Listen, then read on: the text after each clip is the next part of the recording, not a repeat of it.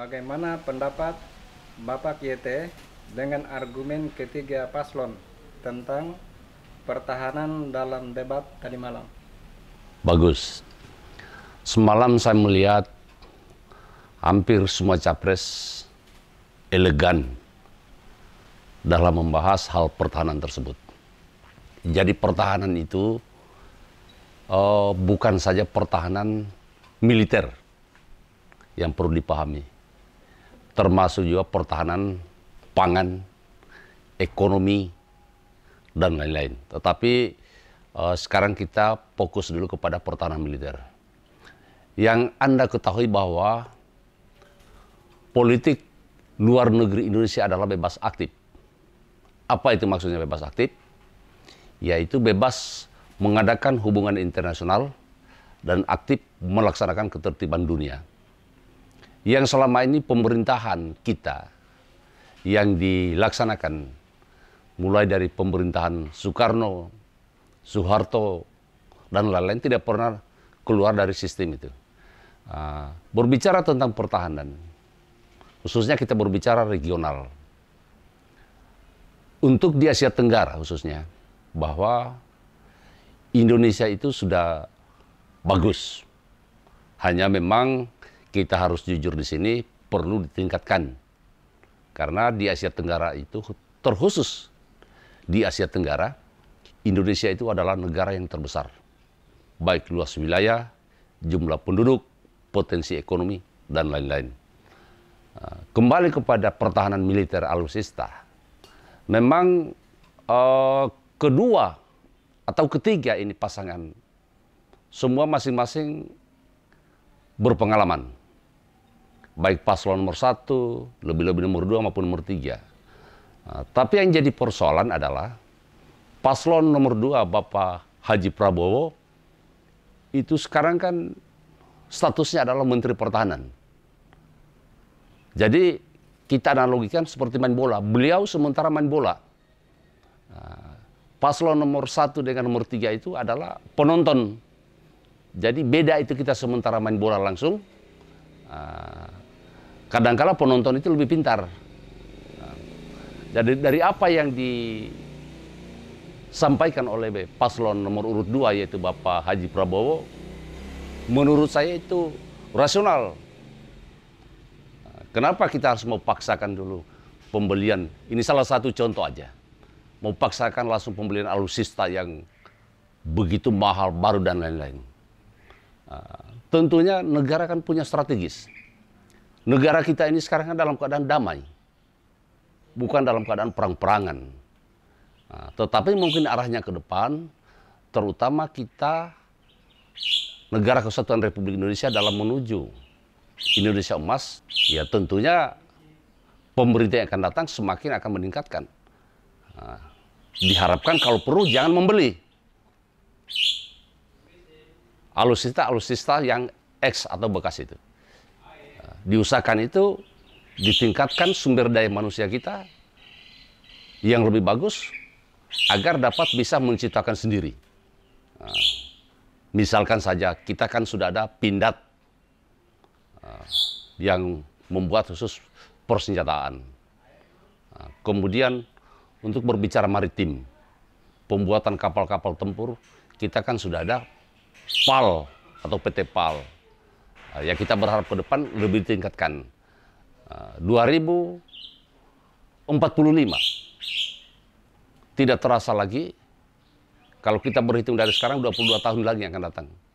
Itu kita harus menjadi negara maju yang kita istilahkan Indonesia emas. Demikian. Bagaimana menurut Bapaknya YT ketiga kandidat presiden dalam menanggapi pertanyaan kritis tentang utang negara dalam debat tersebut? Berbicara utang negara itu kan hanya dibesarkan dengan orang-orang politik yang tidak ada di sistem kekuasaan. Sebenarnya kalau berbicara utang negara, jangan kita Indonesia ini negara berkembang. Amerika saja berutang, negara-negara maju di Eropa berutang. Dibandingkan dengan potensi sumber daya alam yang kita miliki, ya tentunya negara kan dari selama ini yang dikatakan utang atau pinjaman-pinjaman kita, ya setiap tahun APBN itu kan mencicil.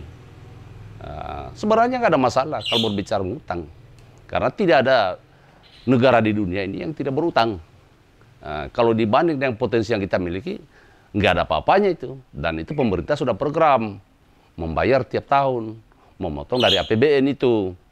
Hanya kadang-kala juga berlebihan, terutama orang-orang politik khususnya yang tidak di dalam sistem pemerintahan, itu senjatanya seperti itu. Tapi adakah yang bisa menjelaskan utangnya seperti apa dulu secara teknis supaya masyarakat bisa mengetahui? Itu yang mereka tidak paham dan tidak mengerti, hanya diangkat-angkat saja. Tapi yang saya paham, setiap APBN itu ada potongan cicilan utang kepada negara-negara donor di dunia. Demikian. Adakah isu tertentu yang menurut Bapak Kiete belum cukup terungkap atau dibahas dengan baik dalam debat Presiden kemarin malam? Jadi sebenarnya isu yang paling terpenting, tapi memang sesi perdebatan semalam itu bukan judulnya itu.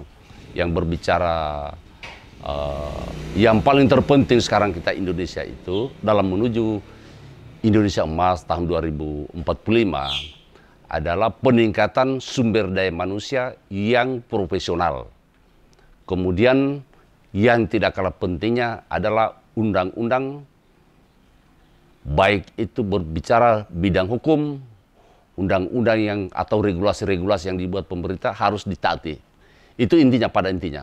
Dan yang tidak kalah pentingnya, bermimpi untuk menuju Indonesia maju di 2045, tentunya menjadi tugas berat rezim pemerintahan yang akan datang ini, hasil pemilihan di bulan Februari, siapa yang dipilih oleh rakyat untuk berkuasa 5 tahun ke depan, yang tidak kalah pentingnya adalah tentang peningkatan ekonomi rakyat secara menyeluruh, dari Sabang sampai Merauke, dari Pulau W sampai Pulau Ruti sana. Jadi berbicara menuju Indonesia maju bukan saja Jakarta yang maju, bukan saja Surabaya yang maju, bukan saja kota Bandung yang maju, bukan saja kota Makassar yang maju, bukan saja kota Medan yang maju. Tapi untuk menjadi Indonesia Emas 2045 harus seluruh kota-kota di Indonesia itu, dalam artian rakyatnya di dalamnya, di seluruh wilayah Negara Kesatuan Republik Indonesia itu harus sudah maju. Baik itu sumber daya manusianya, kemudian ekonominya. Kalau berbicara pembangunan infrastruktur, sebenarnya pemerintahan siapapun yang terpilih kan sudah ada aturannya, sudah ada standarnya, dan sudah ada sumbernya. Tinggal menjalankan saja.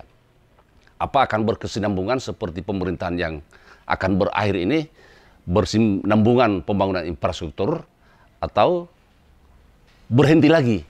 Kan itu yang jadi pertanyaan. Kita berharap siapapun yang naik jadi presiden, yang dipilih oleh rakyat, kelanjutan pembangunan dari segala aspek kehidupan itu harus berlanjut secara otomatis. Demikian.